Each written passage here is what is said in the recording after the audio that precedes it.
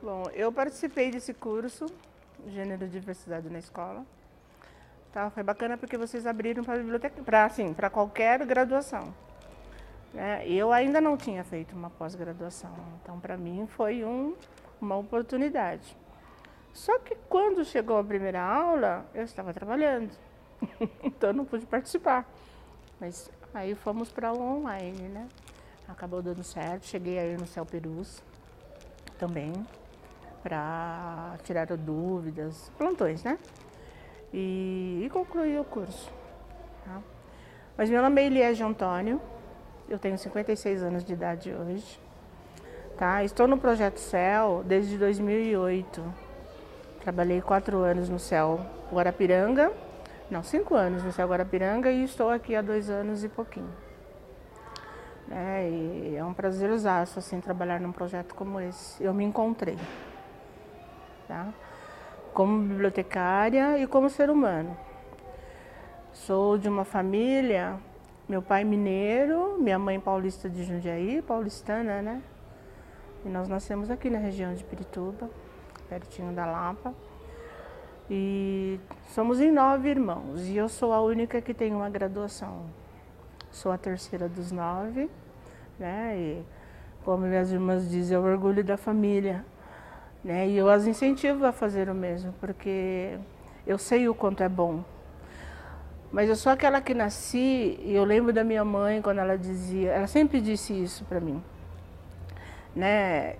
Eu já nasci com esse dom de querer estudar, de querer conhecer, né? A família toda incentivava mesmo. E eu continuei, dei prosseguimento àquilo que já era inato, segundo eles, né? E escolher biblioteconomia não foi a primeira opção. A primeira opção foi ciências sociais. Mas eu passei em biblioteconomia, né? Mas eu gostaria muito de ter feito administração de empresas, tanto que eu fiz o técnico em administração de empresas. Aí, como eu passei na biblioteconomia, eu falei, bom, tem administração, que era administração de bibliotecas, e fui. Aí agregou ao fato de eu já gostar de ler, de já ter essa predisposição, com o curso em si, né? Que a princípio foi bom, mas quando chegar nas matérias técnicas não foi tão bom, né? Porque aí a gente cria uma ilusão, uma expectativa sem conhecer a realidade, né? Mas depois outras matérias surgiram e o encantamento foi o mesmo e aqui estou eu. 20 e tantos anos depois de formada, porque, como eu disse, de família grande. Comecei a trabalhar com 17 anos, então fiz o ginasial e vamos trabalhar para ajudar a mãe e o pai. Vou começar falando família criada como cristã evangélica. Talvez até por isso os 9 filhos na época. E então sem o direito de fazer uma série de coisas que a gente achava que poderia ser feito enquanto ser humano, mas respeitando, porque era a cultura familiar. Imagina, 11 pessoas em casa, sentimos muita falta disso hoje. Hoje nós estamos em 3. Então, assim, nós tivemos uma infância maravilhosa, somos uma família muito unida, né? Quando nos reunimos na casa da única tia viva que tem hoje, com 80 e poucos anos, são 50 e poucas pessoas, só para você ter uma ideia. E justamente esses irmãos e primos cresceram todos juntos, todas as festas familiares. Então foi uma infância muito boa. Estamos juntos até hoje. O que nos faz também ter essa união? Meu pai era irmão do meu tio, que casou com a irmã da minha mãe. Então nós somos primos irmãos, talvez até por isso essa familiaridade toda, né? Mas foi uma infância muito boa, né? Apesar de nem tudo que a gente queria fazer, a gente podia por conta da criação mais acirrada, assim, por conta da religiosidade. Mas, por outro lado, nós respeitávamos, porque era aquilo que conhecíamos. Então, quando conhecíamos o que era diferente, não podíamos, mas respeitávamos porque estava dentro do que era possível, né?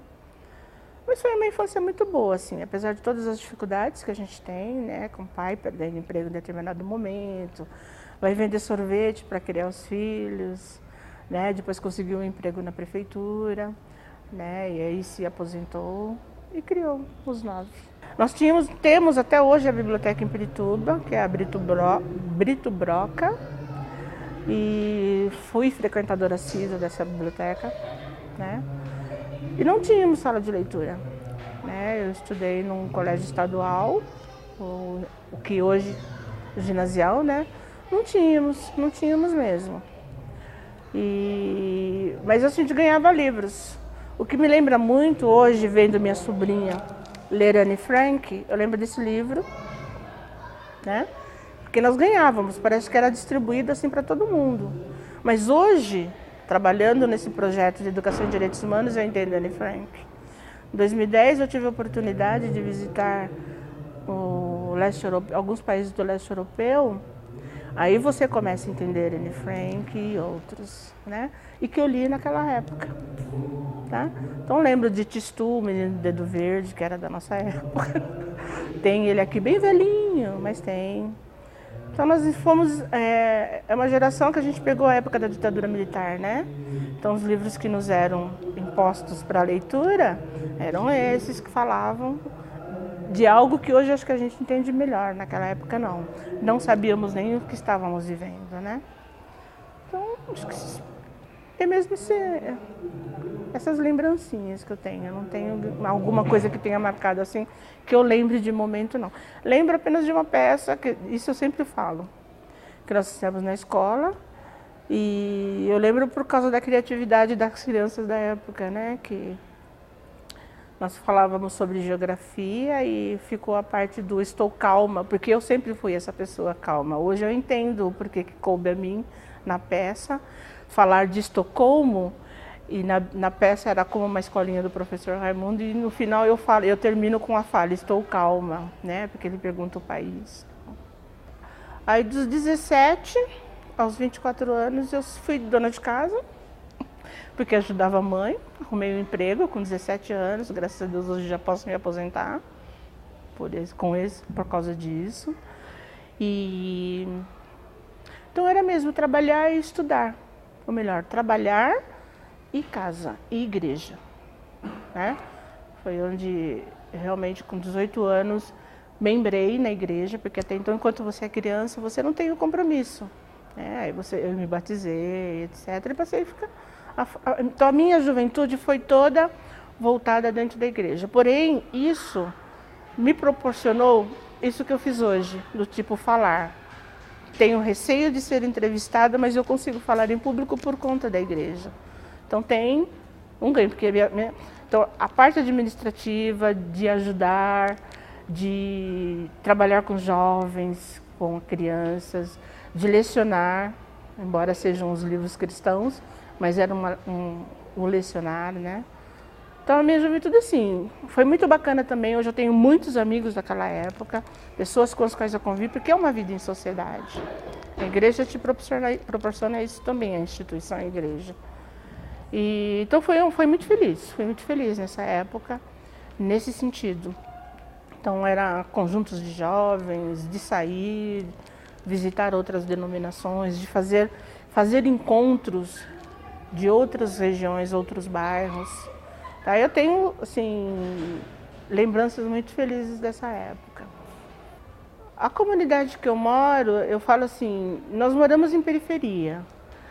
Mas quando você vem para um bairro assim, São Rafael, como o Guarapiranga que eu trabalhei, e quando você fala Guarapiranga, acho que todo mundo pensa perto da represa, que parece a praia, mas não.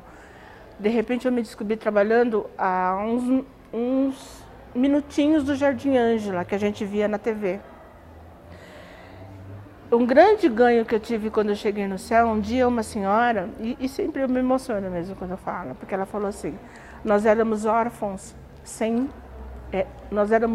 de pais vivos. Isso marcou a minha chegada lá no céu Guarapiranga. Porque de repente ela falou assim, não tínhamos uma instituição como esse céu, né? Nós éramos sozinhos esperando que nossos filhos voltassem para casa. e de repente tem um projeto como esse. Eu vou falar enquanto bibliotecária, conhecimento, informação e conhecimento. Lá eu instituí um projeto que eu trouxe para cá também, que se chama Informação e Exercício de Cidadania. E eu fico muito feliz quando, de repente, nessas falas, principalmente trabalhando nessa atual gestão, eles trazem exatamente esses termos que eu desconhecia. E eles foram criados a partir do momento que eu comecei a lidar com as comunidades, né? Eu aprendi, enquanto igreja, que a gente tem que conhecer e prosseguir em conhecer sempre. Eles falam em relação a Deus. E eu falo em relação a isso tudo aqui. Tá? Então, se você não sabe ler, você não se informa. Tá? Embora a leitura vá muito mais do que você pegar um livro e decifrar os signos. Né?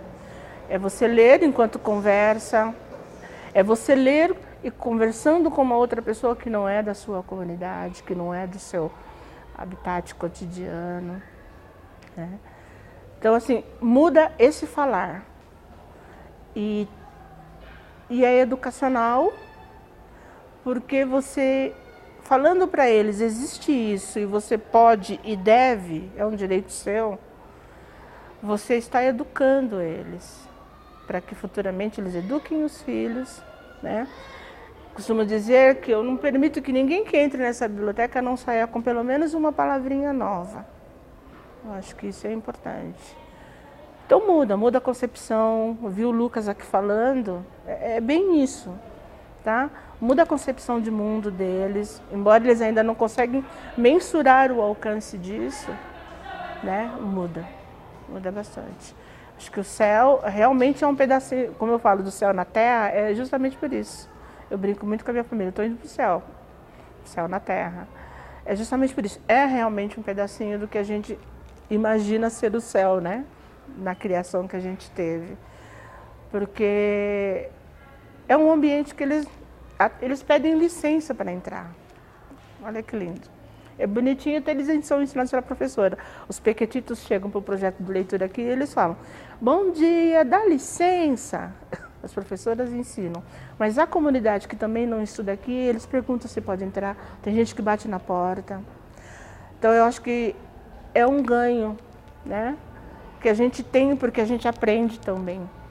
Né? Às vezes a gente está tão voltado para o mundinho da gente e você não imagina que ainda tem pessoas que não sabem o mínimo daquilo que você sabe. Então, apresentar isso para eles aqui, assim, é esse prazer que eu tenho de gastar 4 horas e de volta para estar aqui e poder proporcionar isso para eles. Vou começar falando do Sarau Urbanista Concreto, que você vê a ficha ali, a faixa. Esse sarau é feito pelo escritor aqui da região, de literatura periférica, Urbanista Concreto. Urbanista Concreto. O nome dele é Germano Gonçalves. Quando eu cheguei aqui, eu ouvia falar algumas pessoas e ele entrou em contato conosco, falando: eu sou o escritor e tal. Aí surgiu um projeto chamado Quem Lê Sabe Por Quê, no início da gestão. E esse projeto trouxe a questão da literatura marginal periférica, trouxe a questão de você conhecer no território as pessoas que trabalhavam com cultura e que escreviam. Aí surgiu o Germano. Era uma reunião muito gratificante que nós tínhamos, porque esse projeto se encerrou. E reunia todos os coordenadores pedagógicos de todas as escolas da região, reunia os coordenadores de cultura e de projeto aqui do CEL, de educação também, de esporte inclusive, os bibliotecários, e falávamos de leitura. Era simplesmente isso. Sentar e divulgar leitura, descobrir os projetos que existiam, entendeu?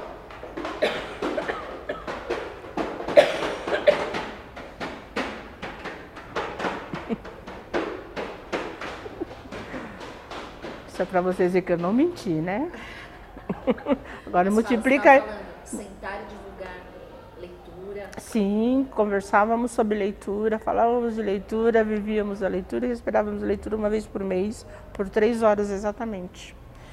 Nisso, despertou o conhecimento de todo mundo do valor que tinha e até favorecer essa comunidade para ler aquilo que eles próprios produziam.